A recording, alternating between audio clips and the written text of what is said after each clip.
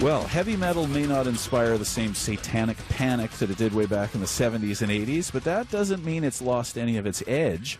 The metal underground thrives with all kinds of extreme acts practicing their dark arts for a truly global legion of fans. You just heard a brief but potent taste of Vancouver's Archspire, a technical death metal band founded by drummer and Oak Bay native Spencer Pruitt. Archspire's third album, Relentless Mutation, is on the receiving end of a Juno nomination for Metal Hard Music Album of the Year. They'll find out next week if they win, but first, Spencer Pruitt joins me in our Victoria studio. Spencer, good morning to you. Good morning. Now, I want to ask you about how it all began. Where did this start for you? Where did your love of death metal begin? I guess I started getting into death metal at the end of high school when I was going to Vic High, about grade 12. About a year later, I moved to the Netherlands because I had a friend who told me that metal was really big over there. And growing up on the island, it was really hard to see shows because Victoria is not really an A market for touring bands. So we were skipped quite a bit. Yeah. So I moved to the Netherlands and was introduced to this genre, technical death metal, and became quite obsessed with it. And moved back to Victoria and then tried to start a band here. Now, were you a drummer when you first got interested, or did you get interested in the music and that got you playing? Yeah, I could already play some drums. When I discovered the genre, that's when I really decided to start practicing all the time and dedicating myself to it, basically. Now, that is some pretty aggressive music. How surprised were you to find your band landing a Juno nomination? Pretty shocked.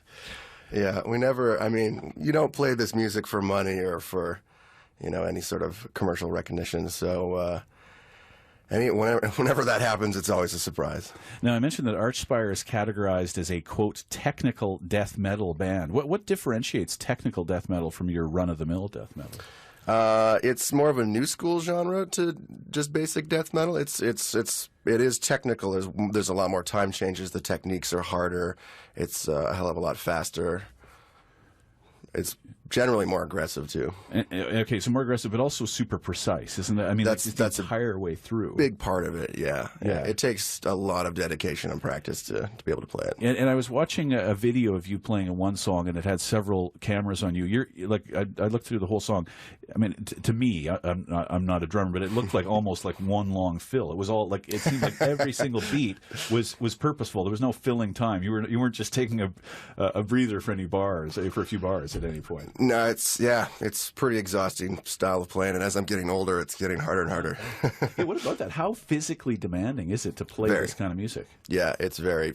I have to play every day for about an hour, 2 hours at least, and then I also do a lot of fitness, a lot of jogging and weight training. And if I don't keep it up, there's no way I can pull it off.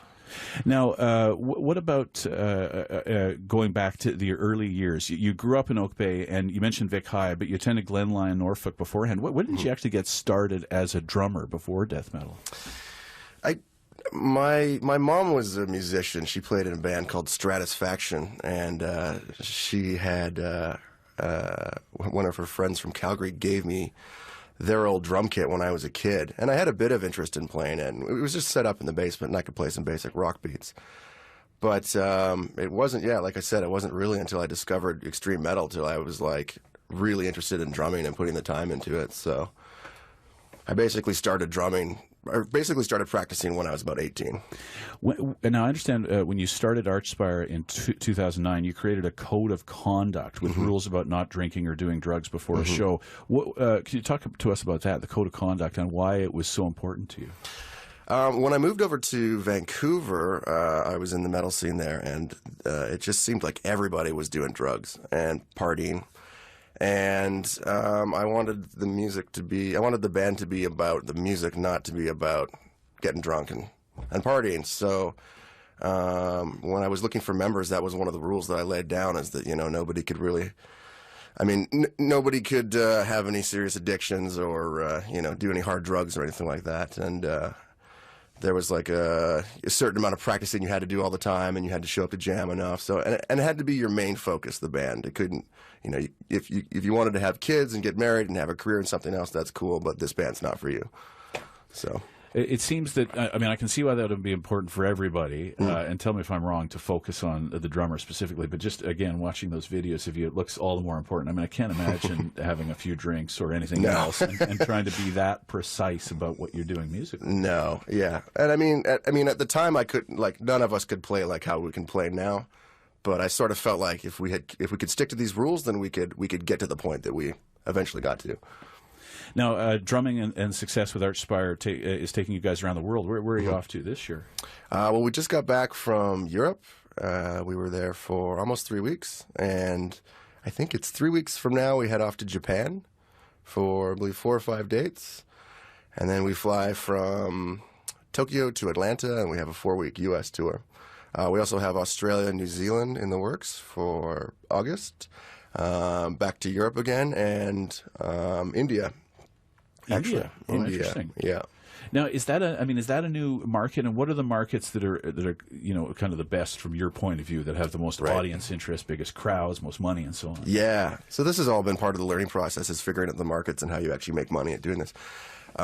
North America, well, Canada and the U.S. are considered the biggest market in the world. Okay. Europe is the second biggest. So basically, as a touring metal band, you want to establish yourself in both those markets first. Then the other markets, like going to India or going to Australia, Mexico, South America, those are all sort of secondary ones that you do a little bit more for fun, but you make your money over here. And being in Vancouver is a great spot for a band because Canadian dollar is low and we're right on the U.S. border there. So we can go into the States and tour and come back, and then we get that extra little hit from the exchange. But you got the Junos in your hometown this year, and a Juno nomination positions Archspire in the same world as Michael Bublé and Arcade Fire. So, I mean, does that say anything about extreme metal becoming part of the mainstream? What do you think? It just shows how awesome Canada is. I mean, I don't think anything like that would ever happen down south. So, yeah, it's wild to think about, honestly.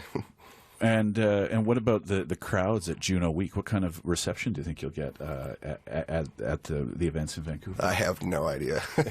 I know we're doing a red carpet event, which is, going to be fun, weird.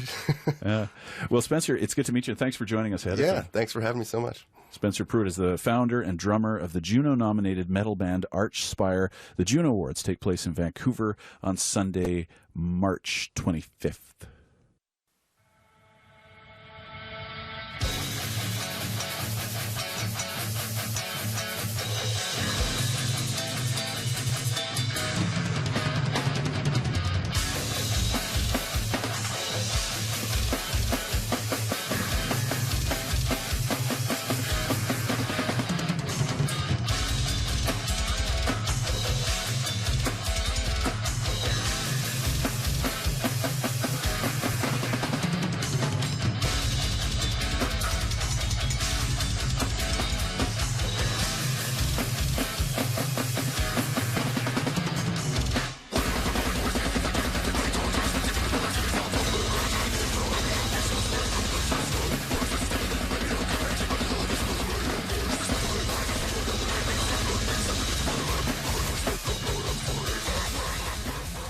It's Archspire with Lucid, and as you heard when we talked to Spencer Pruitt, they're up for a metal band album, or Juno-nominated metal band Archspire. The Junos take place in Vancouver on Sunday, March the 25th.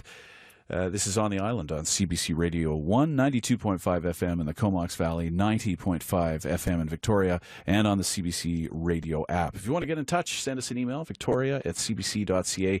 You can call Talkback as well, 1-800-757-1446, or in Victoria, it's a local call,